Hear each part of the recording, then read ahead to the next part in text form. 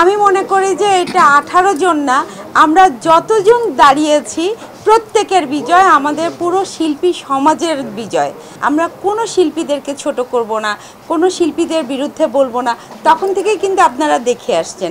প্রথমেই বলবো যে আমার সব শিল্পীরা অনেক প্রিয়, আমি সবাইকে অনেক বেশি ভালোবাসি, অনেক সম্মান করি, শ্রদ্ধা করি, এবং আমার যারা জুনিয়র শিল্পীরা আছেন সবাই আমার ভাই বোনের মতো, তাদেরকে আমি অনেক স্নেহ করি, আদর করি।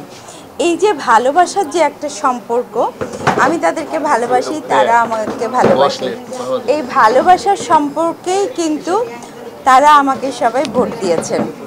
তো তাদের যে কথাগুলো, তাদের সুখ দুঃখ আমরা চাই সব সময় শেয়ার করতে, তাদের দুঃখের সময় হোক সুখের সময় হোক সব সময় পাশে থেকে কাজ করে যেতে চাই ইনশাল্লাহ। আমি সব সময়, আমি যেহেতু অনেক সংগঠন করি, আর আমার মূল লক্ষ্য হচ্ছে মানুষের সেবা করা, এই জিনিসটা আমার অনেক আগে থেকে।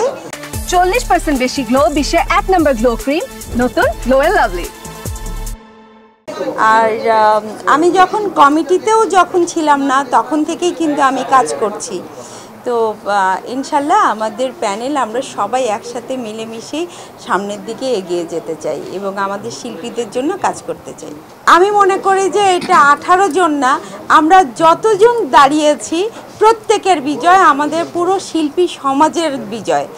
তো এটা আমি কোনোভাবেই মনে করছি না যে শুধুমাত্র আমরা 18 জন জিতেছি, আমরা সবাই জিতেছি। আমাদের পুরো এফডিসিতে যত শিল্পী আছেন আমরা সবাই জিতেছি। হ্যাঁ, আমি অবশ্যই খুশি হয়েছি। আমিও নিপুণকে হাত করতে গিয়েছি, ওর সাথে কথা বলতে গিয়েছি।